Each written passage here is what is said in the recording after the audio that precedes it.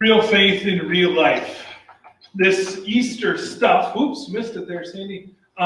This Easter stuff and our faith ought to make a difference in our lives. And so over the course of the next couple weeks, we want to try to boil it down.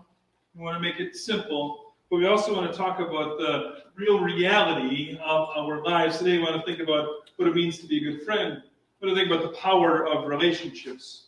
And boy, there are sometimes we have relationships that they are awesome, they are life-giving, they are incredible, they are wonderful. I don't know exactly what's going on with the screens right now, but they are life-giving. And there are other times that relationships they are hard. Today we want to think about the power of relationships and think about what it means to be a good friend. Several years ago, there was a group of men from this congregation. We went to, actually 2 different times, we went to what was called a 1-year to live retreat. It's an opportunity for Lutheran Men and Mission puts on this retreat. It's a weekend long. And it's an opportunity to think about, if you knew your life was going to end, what changes you were going to make. And then to really think about, why do we, just think about, well, if that would happen, then I'll make those changes. To think about, well, we'll make those changes now. One of the questions that's asked of each of the participants at that 1-year delivery retreat is this. If your marriage came to an end, and if your career came to an end, who would you call? Who would you reach out to? If everything was falling down around you, who would you call? You're forced to think through, and I listed 5, 6 folks, maybe. And then one by one, cross them off. Because friendships and relationships often, right, they're built on, sometimes, they're built on, well, I'll be friends with you so that I can be a part of that group, right? Or I'll be you can be friends with me, and I'll kind of pull you along and help you out, right? Anybody that has a pickup truck knows what that's like, right? I'm going to be your friend, right? Hey, buddy, you doing anything Saturday afternoon, right?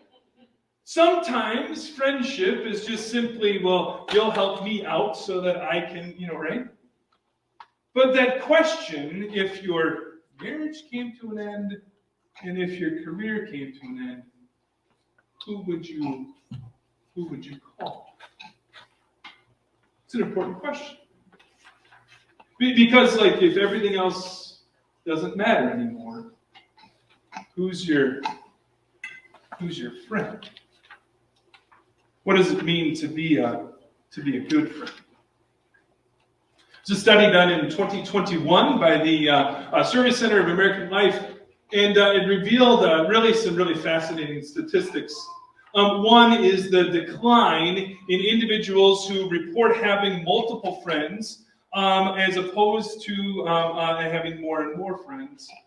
This first study was done in 1990, and then in 2021. This graph is confusing, so let me boil it down to this. The point of that survey was simply to say individuals who report having 3 to 5 close friends in their lives have a major or have an increased report of being happy in their lives. People who have 3 to 5 close friends report finding happiness easier in their lives. And it said this, particularly about men. 49% of men report having 3 or fewer close friends. 1/3, 36% report having more than 9 friends. Only 13% say they have 10 or more close friends. And this is the scary part. Only 12% of men in 2021 reported having no close friends. Friendship is important. Both men and women, friendship is important. How can I be a good friend? And what does it mean to live in relationship? Because friendship and life and relationship, they're hard. That's your first fill-in for today. It's not a complicated one. You could have filled that one out on your own. Friendship and life and relationship, it's hard. I had a conversation with someone close to me a couple weeks ago, and just had this realization. It's harder than I thought it was going to be. Like life is harder than I thought it was going to be. Friendship is beautiful. It is life-giving. And sometimes it is soul-crushing, isn't it? Friendship and life is hard. And in a culture that celebrates busyness and hard work, how can we be a good friend? What does it look like for us to be a good friend? Especially when, we're burning the candle at both ends. Do you burn a candle in the morning? Whatever, right? But when we get up earlier and earlier and we're exhausted and we're tired and then we have more to do at night, it's hard to make time for friends. We live in a culture that celebrates busyness. We live in a culture that celebrates hard work. And so how do we make time for friendship? I mean, when was the last time you saw somebody post on their social media, you know what I did today? I took a nap. Right? We posted on our social media, I went to this thing, I did this thing, right? And I traveled here, and all of it, that is all incredible, right? But in a culture that celebrates busyness and hard work, what does it mean to be a good friend? We're created for relationships. We are created to be in relationship one to another. We are created to be in relationship with God, and we are created to be in relationship with one another. As Adam is by himself in the garden, God says to God's self, I will make for him a helpmate. I will make for him, Adam, a partner. I will make for him someone that they long to be in relationship with. We were created for relationship.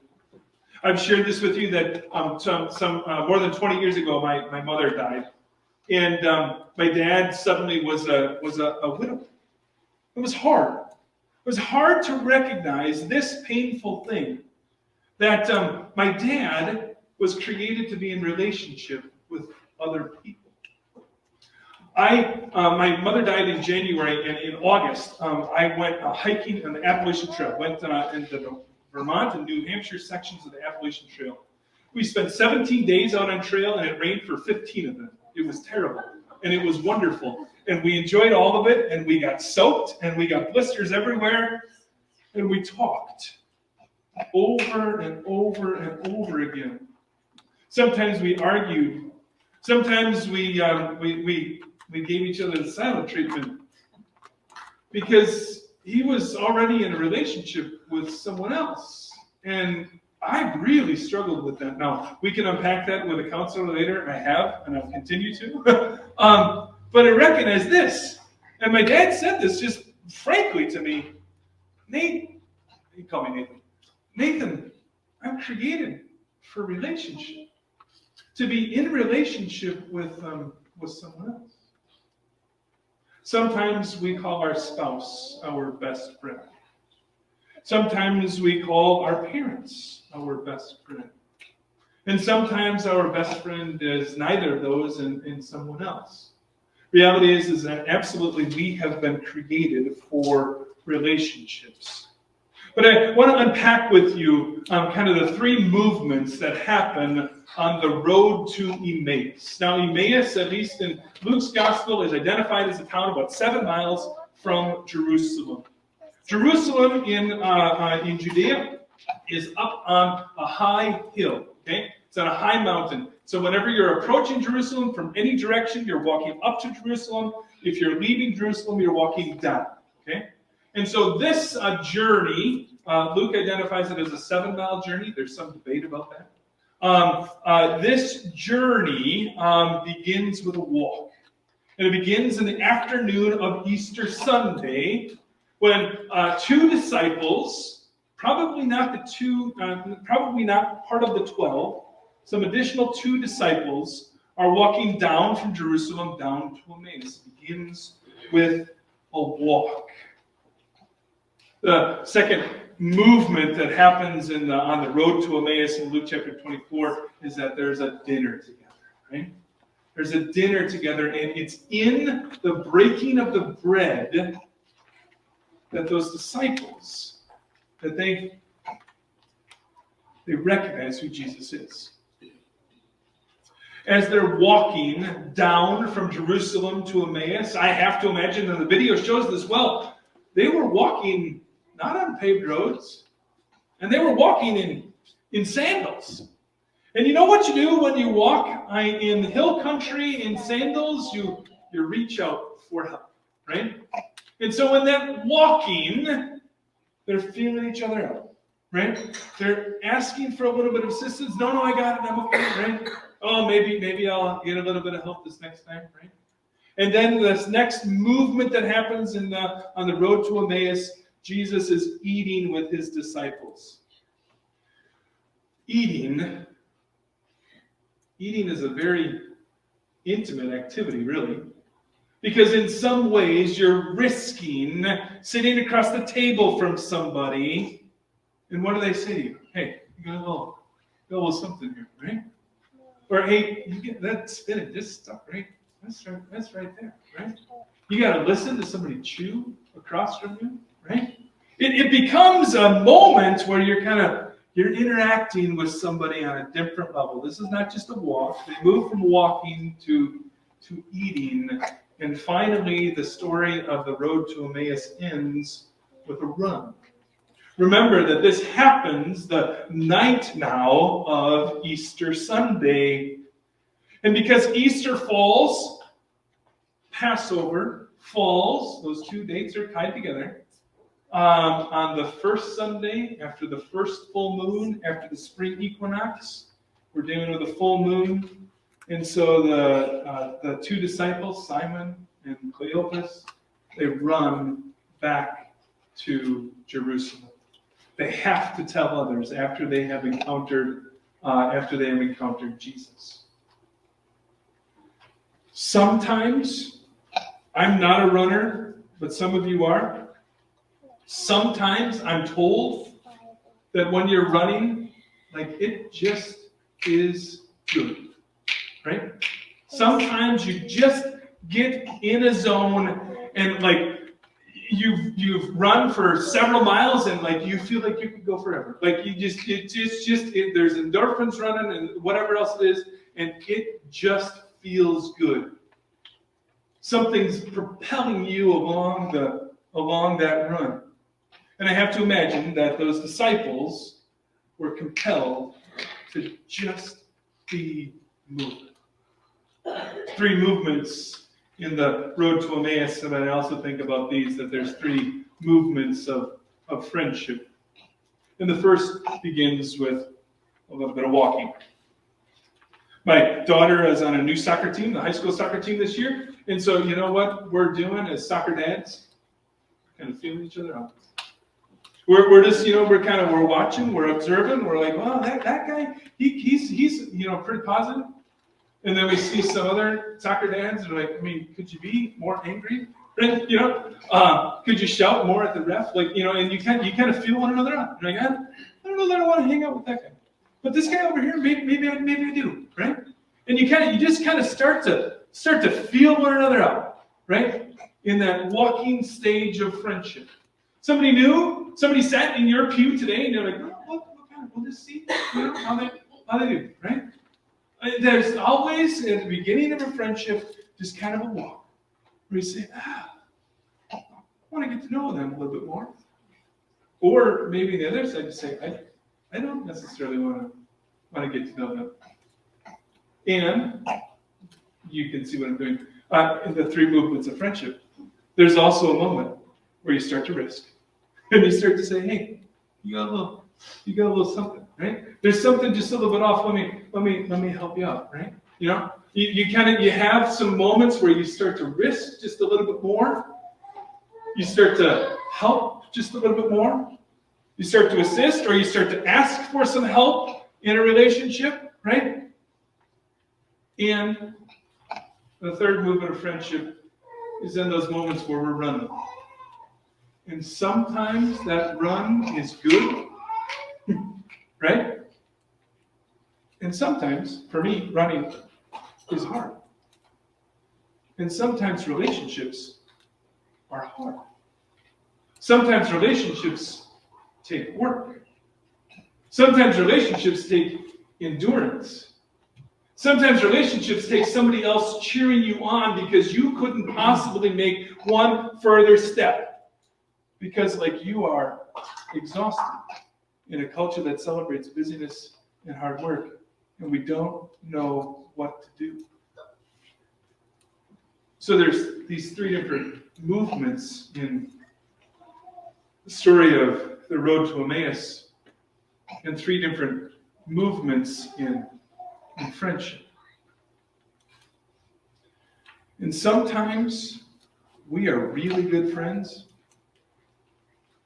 and sometimes it just becomes way too much work. Friendship is meant to be a dance. It's meant to have give and take.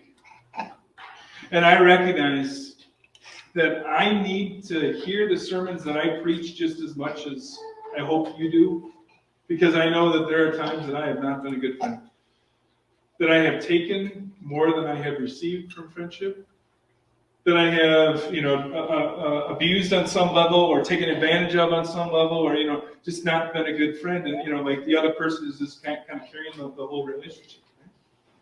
And I wonder if you have either experienced that or perhaps you are doing that on some level. Friendship is meant to be a dance. And the other thing is that friendship is meant to be life-giving.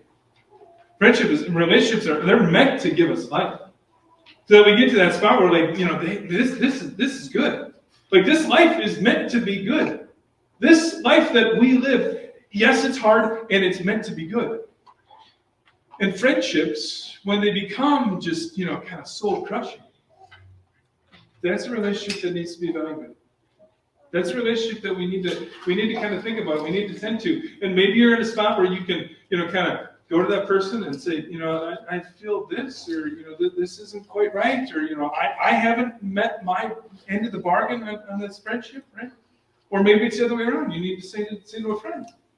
Because Jesus in the gospel, he confronts those disciples, doesn't he? I mean, he even calls them foolish. Did you catch that? How foolish you are. You have been following Jesus for all this time. You've been studying the Old Testament all this time. You've been studying the Hebrew Scriptures all this time. You don't get it? And you see, part of friendship is forgiveness. Because the reality is that we're gonna mess up. That 1 year to live retreat, we had answered this question: if your marriage had imploded and if your career was over, who would you call? I had a list of names that I wrote down, and I ultimately crossed off a bunch of folks, and I said I'd call my dad. Relationships are hard. And sometimes it is really good, and sometimes it is really bad. And it is a give, and it is a take, and it is a back, and it is a forth. And sometimes we're hurt by those things, and sometimes we offer forgiveness back and forth to one another. Today I want to encourage you to think about and give thanks for the gift of friends in your life. And maybe it's time for you to just quickly, either with a phone call or with an interaction, say, thanks for being my friend. Maybe it's time to reach out to somebody and say, I'm so glad that you are my friend. Thank you.